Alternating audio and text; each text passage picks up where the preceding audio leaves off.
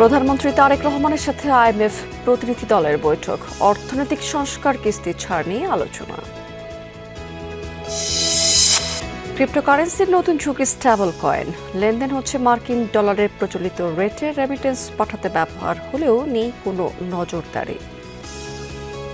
এই অ্যারেঞ্জমেন্টগুলো তো bank to bank করতে হবে, বা ওই money transfer agency overseas with authorised dealer in Bangladesh, এটা করতে হবে। এর বাইরে করলে এটা হবে না। রাজধানীর অধিকাংশ পাম্পেই তেলের সরবরাহ ঘাটতি, ফিলিং স্টেশনের দীর্ঘ লাইন, পর্যাপ্ত মজুত রয়েছে জানিয়েছেন মন্ত্রী।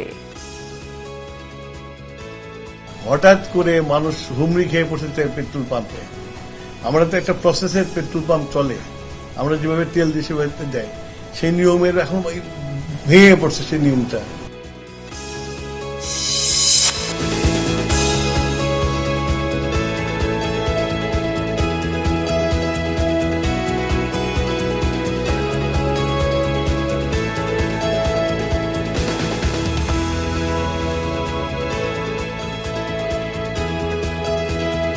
আমন্ত্রণ বিজনেস টুডেতে এতক্ষণ শিরোনাম দেখছিলেন, এবার চলে যাচ্ছে পুরো খবর এবং পুরো সময় জুড়ে আপনাদের সাথে থাকবো রাবেয়া স্মৃতি।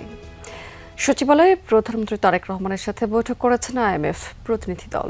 এ সময় দেশের অর্থনৈতিক পরিস্থিতি এবং আইএমএফ এর ঋণের কিস্তি এবং শর্ত নিয়ে আলোচনা করেছেন তারা।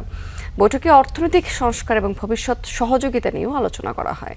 আন্তর্জাতিক মুদ্রা তহবিলের এশিয়া এবং প্যাসিফিক বিভাগের পরিচালক কৃষ্ণ শ্রীনিবাস আইএমএফ এর প্রতিনিধি দলের নেতৃত্ব দিয়েছেন। বৈঠকে উপস্থিত ছিলেন সেখানে অর্থমন্ত্রী আমির খসরু মাহমুদ চৌধুরী এবং অর্থ উপদেষ্টা রশেদ আল মাহমুদ তিতুমির। এছাড়া অর্থ সচিব ডক্টর মোহাম্মদ খায়রুজ্জামান মজুমদার সহ ঊর্ধ্বতন কর্মকর্তারা আলোচনায় অংশ নিয়েছেন। বৈঠকে মধ্যপ্রাচ্য পরিস্থিতি এবং বৈশ্বিক অর্থনীতি নিয়েও আলোচনা করা হয়। এ সময় জ্বালানি পরিস্থিতি নিয়েও কথা বলেছেন তারা। বৈঠক শেষে অর্থমন্ত্রী বলেছেন যে আইএমএফ এর ঋণ ছাড়ের বিষয়ে এপ্রিলে ওয়াশিংটনে বৈঠকে বিস্তারিত আলোচনা করা হবে। ব্যাংকিং সেক্টর তো অত্যন্ত খুবই খারাপ অবস্থায় আছে, শেয়ার বাজার খুবই খারাপ অবস্থায় আছে, তারপরে ট্যাক্স জিডিপি অবস্থা খুবই কঠিন। তো এগুলো থেকে উত্তরণ করতে হলে আমাদের যে ইলেকশন ম্যানিফেস্টোতে আমরা যে কথাগুলো বলেছি, আমরা বলেছি এগুলো বাস্তবায়নের মাধ্যমে এটা সম্ভব, এবং এগুলো বাস্তবায়নের যে পদক্ষেপগুলো আমরা একটার পর একটা নিয়ে যাচ্ছি। ক্রিপ্টোকারেন্সির বাজারে নতুন সেলিব্রিটি স্টেবল কয়েন, রেমিটেন্স পাঠাতে বিশ্বব্যাপী বেশ জনপ্রিয় হয়ে উঠেছে এই ডিজিটাল মুদ্রাটি। সেই প্রবণতা দেখা যাচ্ছে বাংলাদেশেও। তবে ঠিক কী পরিমাণ রেমিটেন্স স্টেবল কয়েনের মাধ্যমে আসছে তার সঠিক কোনো হিসেব নেই। ব্যাংকিং গবেষকরা বলছেন যে বিপদটা এখানেই, কেননা এর ব্যবহার বাড়লে প্রচলিত টাকা ক্রিপ্টোকারেন্সিতে কনভার্ট হবার ঝুঁকি আরও বাড়বে। তাই এটি নিয়ন্ত্রণে প্রস্তুত হতে হবে কেন্দ্রীয় ব্যাংকে। এ ব্যাপারে আরো জানাচ্ছেন আমাদের সহকর্মী তৌহিদ হোসেন। ক্রিপ্টোকারেন্সির জগতে স্টেবল কয়েনের আবির্ভাব 2014 সালে। ডিজিটাল মুদ্রাকে স্থিতিশীল করার লক্ষ্যে এটি চালু করে টিথার লিমিটেড নামের একটি মার্কিন কোম্পানি। বলা হয় এটি ডলার পেগড, অর্থাৎ এক স্টেবল কয়েনের দাম $1 সমান। মূলত ডিজিটাল কারেন্সির দাম ওঠানামা নিয়ে ব্যবহারকারীদের স্বস্তি দিতেই এই উদ্যোগ। টিথারের পর স্টেবল কয়েন প্রকল্পে নাম লেখায় যুক্তরাষ্ট্রের সার্কেল অ্যান্ড কয়েনবেস ও চীনের বাইন্যান্সের মতো ক্রিপ্টো জায়ান্ট কোম্পানি। প্রায় 2 বছর ধরে বাংলাদেশে রেমিটেন্সের গতি ইতিবাচক। মধ্যপ্রাচ্যে যুদ্ধের মাঝেও মার্চের প্রথম 14 দিনে এসেছে $220 কোটি। এসব অর্থ ব্যাংকিং চ্যানেলে আসার সুবাদে $34 বিলিয়ন ছাড়িয়েছে রিজার্ভ। এজন্য বাড়তি প্রণোদনাও পাচ্ছেন প্রবাসীরা। তবে চেইনালাইসিস বলছে বাংলাদেশে রেমিটেন্স পাঠাতে স্টেবল কয়েনের ব্যবহার বাড়ছে। গত 1 বছরে 2টি প্রতিবেদনে এই বিষয়ে মন্তব্য করেছে যুক্তরাষ্ট্রভিত্তিক গবেষণা প্রতিষ্ঠানটি। বলা হয় ব্যাংকিং চ্যানেলে দীর্ঘসূত্রতা এড়াতে পিয়ার টু পেয়ার নেটওয়ার্কের মাধ্যমে স্টেবল কয়েন দিয়ে দ্রুত টাকা পাঠাচ্ছেন প্রবাসীরা। এই ক্রিপ্টো লেনদেনের সিংহভাগই হচ্ছে টিথার দিয়ে, আর সেই টাকা দেশে উত্তোলন করা হয় মোবাইল ফাইন্যান্সিয়াল সার্ভিসের মাধ্যমে। এতে সময় লাগে মাত্র কয়েক মিনিট। আরেক মার্কিন প্রতিষ্ঠান টিআরএম ল্যাবস বলছে ক্রিপ্টো অঞ্চল হিসেবে বিশ্বে দাপট বাড়ছে দক্ষিণ এশিয়ার। গেল অর্থ বছরে বাংলাদেশে ক্রিপ্টোর গ্রাহকের পরিমাণ বেড়েছে প্রায় 125 ভাগ, যার বড় অংশ স্টেবল কয়েনের মতো পিটিপি নেটওয়ার্কের মাধ্যমে দেশে টাকা পাঠাচ্ছেন। এতে লেনদেনের খরচ কমেছে প্রায় 4 ভাগ। বাংলাদেশের মানুষ কেমন জানেন, যদি আপনি কোনো রিস্কি জায়গায় কিছু করার পারমিশন দেন তখন আমরা নিজের ডিসিশনে করি, কিন্তু যখন বিপদে পড়ি তখন ব্লেম করি সরকারকে। শেয়ার বাজারের মতো দেখবেন। এখন ধরেন স্ট্যাবল কয়েন যদি হয়, সেটা স্ট্যাবিলিটি মোটামুটি এনশিওর, সিবিডিসি অন্য জিনিস, রেগুলেটেড। এইটা হয় কি প্রচুর ফ্লাকচুয়েশন হবে। এই ঝুঁকি বোঝার মতন সক্ষমতা সাধারণ মানুষের আছে কিনা। বাংলাদেশে ক্রিপ্টোকারেন্সি ব্যবহার ও লেনদেন আইনত নিষিদ্ধ হলেও দক্ষিণ এশিয়ায় ভারতের পরই অবস্থান বাংলাদেশের, আর বিশ্বে 13তম। ফ্রিল্যান্সিং এ যুক্ত তরুণদের বড় অংশ এখন বিদেশ থেকে পেমেন্ট আদায়ে ডিজিটাল মুদ্রা ব্যবহার করছেন। এর বাইরে অনলাইন গেম ও বেটিং সাইটে পেমেন্টের জন্য জনপ্রিয় হচ্ছে ক্রিপ্টোকারেন্সি। কেন্দ্রীয় ব্যাংকের কড়াকড়ি এড়াতে ব্যবহার হচ্ছে নিত্য নতুন সব গেটওয়ে। তাহলে কি এটিকে নিয়ন্ত্রণ সম্ভব? এটার এগেনস্টে কিন্তু একটা ফরেন এক্সচেঞ্জ বাংলাদেশে ঢুকবে। এখন ফরেন এক্সচেঞ্জটা যদি না ঢুকে সমপরিমাণ, তখন এটার ব্যাপারে সন্দেহ আছে। এবং এই অ্যারেঞ্জমেন্টগুলো তো ব্যাংক টু ব্যাংক করতে হবে, বা ওই money transfer agency overseas with authorised dealer in Bangladesh, এটা করতে হবে। এর বাইরে করলে এটা হবে না। আন্তর্জাতিক মুদ্রা তহবিল IMF এর রিপোর্টেও ক্রস বর্ডার পেমেন্টে স্টেবল কয়েনের ব্যবহারের কথা এসেছে। আমদানি রপ্তানি বাণিজ্যে এর ব্যবহারের সংখ্যাও উড়িয়ে দেওয়া হয়নি। স্টেবল কয়েন নিয়ন্ত্রণে আলাদা আইন করার পরামর্শ দিয়েছে সংস্থাটি। তৌহিদ হোসেন, যমুনা নিউজ, ঢাকা। লম্বা ছুটির পর খুলেছে ব্যাংক, চলছে স্বাভাবিক কার্যক্রম। অনেক শাখায় ঈদকে ঘিরে ছিল বাড়তি আয়োজনও।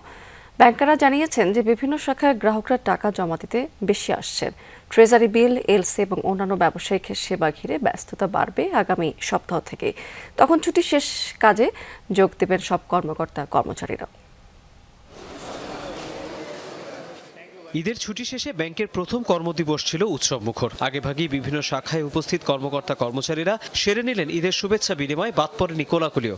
একই অভ্যর্থনা পান পরিচিত গ্রাহকরাও। টানা ছুটির পর সরকারি ব্যাংকের শাখায় তাদের উপস্থিতি ছিল চোখে পড়ার মতো। ঈদের আগে যেখানে নগদ টাকা তোলার প্রবণতা বেশি থাকে, এবার তা উল্টো। বেশিরভাগই এসেছেন টাকা জমা দিতে, সাথে ডিপিএস অথবা ঋণের কিস্তি পরিশোধও বাদ পড়েনি। ঈদের আগে ভালো কাজ ছিল ব্যাংকে, ওইটা হয়েছে। এখন ঈদের পরে আসা দেখলাম লোকজনও আছে, অফিসাররা আছে, ওনাদের আমাদের সেবা ওনাদের কাছ থেকে পাইতেছি ভালো। আমি কাগজপত্র রেডি করে নিয়ে আসছিলাম, আমি ওই সেকশনে গেছি, তাদের পেয়েছি এবং তারা আমার কাগজপত্র দেখে সব কিছু রেডি করে আমার এই 3-4 মিনিটের মধ্যে আমার কাজ শেষ হয়ে গেছে। ব্যাংকের সব শাখায় অবশ্য কর্মকর্তা কর্মচারীদের উপস্থিতি শতভাগ নয়। স্বাধীনতা দিবসের আগের 2 দিন ছুটি নিয়ে রোববার থেকে কাজে যোগ দেবেন অনেকে। আজকের মতো আগামীকালও হয়তো একটু মানুষের উপস্থিতি, গ্রাহকের উপস্থিতিটা বা এই উৎসবের আমেজটা থাকবে। এবং এর পরবর্তী যেটা কর্মদিবস, দ্যাট মিনস হচ্ছে আগামী রোববার থেকে স্বাভাবিক কর্মব্যস্ততা বা স্বাভাবিক গ্রাহক উপস্থিতি আমরা দেখতে পাবো বলে আশা করছি। বেসরকারি ব্যাংকে অবশ্য গ্রাহকদের উপস্থিতি তুলনামূলক কম। সকাল থেকে উৎসবের আমেজ ছিল এখানেও। ঈদের পোশাক পরে কাজে যোগ দেন অনেক কর্মকর্তা। ছিল কর্মীদের জন্য বিশেষ আয়োজন। এর বাইরে গ্রাহকদের লেনদেন ও অন্যান্য সেবায় ব্যস্ততা ছিল মতিঝিলের ব্যাংক পাড়ায়। ব্যাংকারদের উপস্থিতি, আমরা যাদের আসার কথা ছিল মাশাআল্লাহ আমরা সবাই এসেছি আর কি। আর গ্রাহকদের সাথেও আমরা ঈদের শুভেচ্ছা বিনিময় করছি, যার জন্য আসলে আমাদের ভালো লাগছে আলহামদুলিল্লাহ। 7 দিন ছুটির পর মঙ্গলবার খুলেছে ঢাকা ও চট্টগ্রামের পুঁজিবাজার। লেনদেন শুরু হয় দরপতনের মধ্য দিয়ে। বিনিয়োগকারীদের উপস্থিতি ছিল বেশ কম। তৌহিদ হোসেন, যমুনা নিউজ, ঢাকা। জ্বালানি তেলের খোঁজে রাজধানীর এক পাম্প থেকে অন্য পাম্পে ছুটছেন পরিবহন মালিক চালকরা। সকাল থেকেই বেশিরভাগ ফিলিং স্টেশনগুলোতে তেলের জন্য দীর্ঘ লাইন, কিন্তু মিলছে না কাঙ্ক্ষিত পরিমাণ জ্বালানি তেল। ডিপো থেকে তেল আসার কোনো সুনির্দিষ্ট সময় বলতে পারছেন না কর্তৃপক্ষ। অধিকাংশ ফিলিং স্টেশনে ঝুলছে তেল নেই লেখা এই সাইনবোর্ডটি। অনেকেই এক পাম্পে তেল না পেয়ে অন্য পাম্পে যেতে গিয়ে নিজের গাড়ির অবশিষ্ট তেলটুকুও শেষ করে ফেলছেন। সাধারণ মানুষের মধ্যে কাজ করছে তীব্র আতঙ্ক। আগামী কয়েকদিন এই সংকট আরও বাড়বে এমন ধারণা থেকেই অনেকেই প্রয়োজনের অতিরিক্ত তেল সংগ্রহ করতে চাইছেন, যা ফিলিং স্টেশনের লাইন দীর্ঘতর করছে। ঈদের ছুটিতে ব্যাংক এবং ডিপো বন্ধ থাকায় পেমেন্ট জটিলতায় সাময়িক সংকট তৈরি হয়েছে। তবে পাম্প কর্তৃপক্ষ বলছে যে ব্যাংকিং কার্যক্রম আজ স্বাভাবিক হলে মূল সমস্যা দেখা দিয়েছে চাহিদায়। পাম্প মালিকদের দাবি, মানুষ প্রয়োজনের চেয়ে বেশি তেল নিচ্ছে, তাই স্টক খুব দ্রুত ফুরিয়ে যাচ্ছে। হেমাদপুর ওই দিক থেকে আস্তে আস্তে আসাদ গেট পর্যন্ত আসছি, কোনো পাম্পেই তেল দিচ্ছে না। গাড়িটা স্টার্ট করতে গেলে 150 গ্রাম করে তেল একবারে জায়গা, তেরে কোনো যদি 1000 বাড়ি রিস্টার্ট করা লাগে তাহলে 2 লিটার আর লিটার তেল এমনিতেই পুরা যায়। গভর্নমেন্ট থেকে বারবার বলতেছে আমাদের প্যানিক হওয়ার জন্য না, পর্যাপ্ত পরিমাণে তেল আছে, কিন্তু দেখেন বাস্তব চিত্রটা দেখেন, আপনি নিজেও দেখছেন যে এখানে আসলে কোনো ধরনের তেল নাই।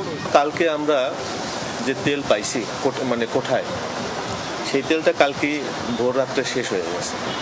তো এখন আবার তেল আনার জন্য আমরা পাঠাইছি, তো তেল আসলে সেটা আমরা আবার চালু করতে পারবো। এদিকে রাজধানীর পাশাপাশি দেশের বিভিন্ন জেলাতেও জ্বালানি তেলের পাম্পগুলোতে আজও রয়েছে ক্রেতাদের ভিড়। রেশনিং পদ্ধতিতে দেয়া হচ্ছে তাদের তেল। রাজশাহী নগরের ফিলিং স্টেশনগুলোর অধিকাংশই তেল না পেয়ে ক্ষোভ প্রকাশ করেছেন ক্রেতারা। হাতে গোনা কয়েকটি ফিলিং স্টেশনে তেল মিললেও রেশনিং করে দেয়ায় গ্রাহকের চাহিদা মিটছে না। দু এক স্থানে শুধু ডিজেল মিলছে, তাও চাহিদার তুলনায় খুবই কম। সাতক্ষীরায় পাম্পে ঘন্টার পর ঘন্টা দাঁড়িয়ে থেকেও জ্বালানি তেল মিলছে না। ক্রেতাদের অভিযোগ যে পাম্পে তেল না দিয়ে বিক্রি করা হচ্ছে খোলা বাজারে, সেখানে সরকার নির্ধারিত দামের চেয়েও বেশি দরে বিক্রি করা হচ্ছে জ্বালানি তেল। কর্মদিবসেও বন্ধ রয়েছে নারায়ণগঞ্জ, রূপগঞ্জের বেশিরভাগ পেট্রোল পাম্প। অকটেন এবং পেট্রোল কোথাও মিলছে না।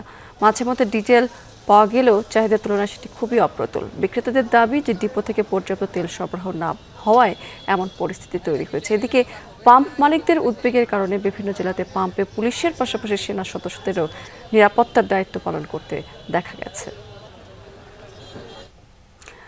দর্শক, এই জ্বালানি তেল সরবরাহ পরিস্থিতির আরও বেশ কিছু তথ্য জানতে আমরা একটু সরাসরি সংযুক্ত হতে চাই আমাদের ফেনী সহকর্মীর কাছে। সেখানে আছেন আমাদের সহকর্মী আরিফুর রহমান। আরিফ, রাজধানীতে তো দেখলাম যে হাহাকার অবস্থা, এখানকার পাম্পগুলোতে আসলে চাহিদা অনুযায়ী তেল কি গ্রাহকেরা পাচ্ছেন নাকি সেটাও অপ্রতুল? স্মৃতি, ফেনীতেও হাহাকার তৈরি হয়েছে গত 3 দিন আগ থেকে। এটি মূলত হচ্ছে যে যারা পেট্রোল এবং অকটেন ব্যবহার করে তাদের জন্য। আমি মুহূর্তে ফেনী শহরের একটি পেট্রোল পাম্পে, এখানে সরাসরি একজন গ্রাহকের সাথে একটু কথা বলতে চাই। এই গ্রাহক আমি একটু আগেও কথা বলেছিলাম, তিনি আসলে বলেছেন যে তিনি বেশ কয়েকটি পেট্রোল পাম্প ঘুরেছেন। আসলে তার কাছ থেকে একটু জানতে চাই কি অবস্থা। তো আসলে আপনারা আসছেন, এখানে দেখতেছেন যে ওই যে বোর্ড জ্বলতেছে অকটেন শেষ। তো এটা ফেনীতে প্রত্যেকটা পেট্রোল পাম্পের চিত্র হচ্ছে এটাই। গতকালকে আপনার ওই যে মাস্টারপাড়ার মুখে যে পেট্রোল পাম্পটা ছিল, ওই আব্দুল কুদ্দুস পেট্রোল পাম্প, ওইটাতে 2 লিটার তেল পাইছি, তাও আপনার 1 ঘন্টা লাইনে দাঁড়াই। ইমার্জেন্সি যেটা ছিল সেটা শেষ হয়ে 2 লিটার ফুয়েল পাইলে আপনার কি করা যায়। তো হচ্ছে আপনার এই আজকেও অনেকগুলাতে ঘুরলাম, মোটামুটি সবগুলাতে ওই যে সাইনবোর্ড ঝুলতেছে যে অকটেন শেষ। তো দেশে তো আমরা দেখতেছি যে সব জায়গাতে অকটেন আছে। আপনার ঈদের ছুটির কারণে নাকি আপনার অকটেন আসতে পারে নাই, অনেকগুলা দেখলাম আপনার লোড হয়ে আসতেছে, তাইলে অকটেন গুলা যাচ্ছে কোথায়? আমরা পাচ্ছি না। ধন্যবাদ। আমরা এই যে এখানকার যে সকল গ্রাহক বা যারা মোটরসাইকেল চালক যারা রয়েছে তাদের সাথে কথা বলেছি, তারা যেটি বলছেন যে এবারে যে ঈদ উৎসব, তাদের এই ঈদ উৎসব ম্লান হয়ে গিয়েছে। তবে আপনি জানেন যে আজ থেকে যে কর্মদিবস শুরু হয়েছে, সেই কর্মদিবস বাইকাররা তাদের কাজে যায়, তারাও আসলে চরম ভোগান্তিতে পড়েছে। আমি এখানকার যারা পেট্রোল পাম্প মালিক সমিতির যারা রয়েছে তারা যেটি জানিয়েছেন যে তারা। আরিফ, অনেক ধন্যবাদ আপনাকে। এদিকে তেল নিয়ে আতঙ্কিত না হওয়ার পরামর্শ দিয়েছেন বিদ্যুৎ এবং জ্বালানি মন্ত্রী ইকবাল হাসান মাহমুদ। তিনি বলেছেন যে দেশে তেলের পর্যাপ্ত মজুদ রয়েছে, তবে প্রয়োজনের অতিরিক্ত তেল সংগ্রহ করাতে সরবরাহ করতে কিছুটা দেরি হচ্ছে বলে সচিবালয়ের ব্রিফিংয়ে জানিয়েছেন জ্বালানি মন্ত্রী। হঠাৎ করে মানুষ হুমড়ি খেয়ে পড়ছে পেট্রোল পাম্পে।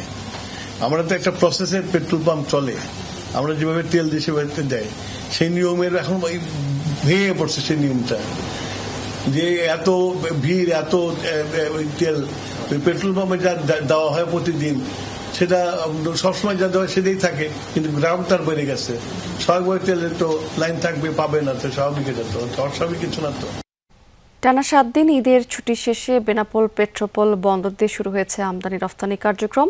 সকাল থেকেই ভারত বাংলাদেশের মধ্যে আমদানি রফতানি কার্যক্রম শুরু হয়েছে, ফলে বন্দরে কর্মচাঞ্চল্য ফিরেছে। তবে প্রথম দিনে ব্যবসায়ীদের উপস্থিতি বেশ কম ছিল।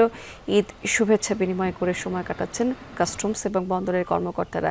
এর আগে 17 থেকে 23 মার্চ পর্যন্ত টানা 7 দিন ঈদের ছুটিতে বন্ধ ছিল বন্দর। তবে জাতীয় রাজস্ব বোর্ডের নির্দেশনা অনুযায়ী সরকারি ছুটি এই কয়দিনে কাস্টমসদের সাথে সমন্বয় করে বন্দরের কার্যক্রম সীমিত আকারে চালু ছিল।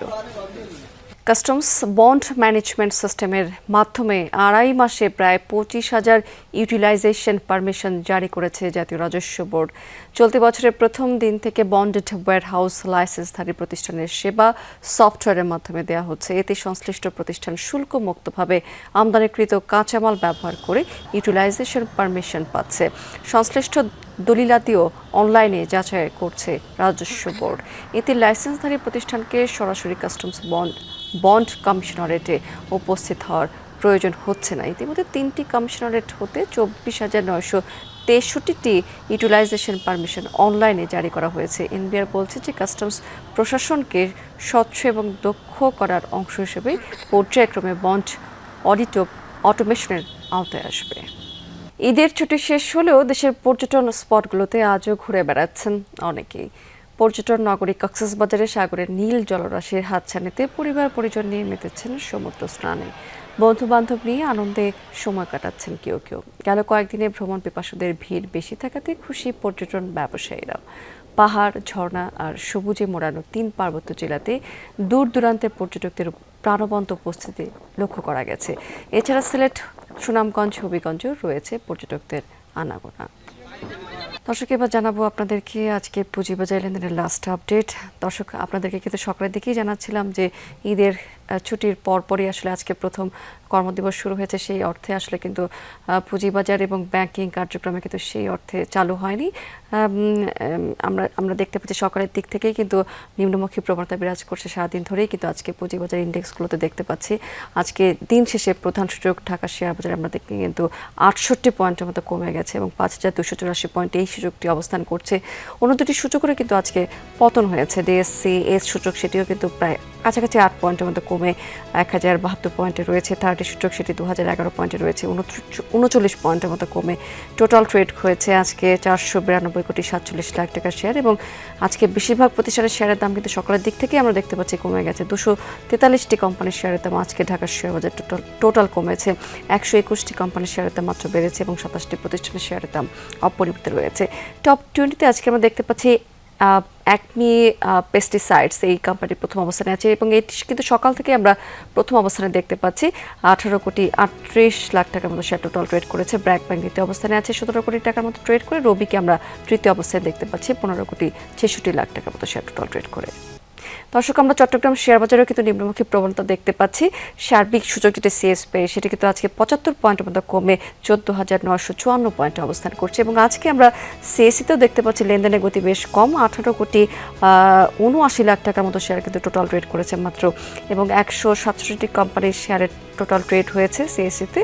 এর মধ্যে 79টির দাম বেড়েছে, 65টি কোম্পানির শেয়ারের দাম কমেছে এবং 23টি প্রতিষ্ঠানের শেয়ারের দাম অপরিবর্তিত রয়েছে।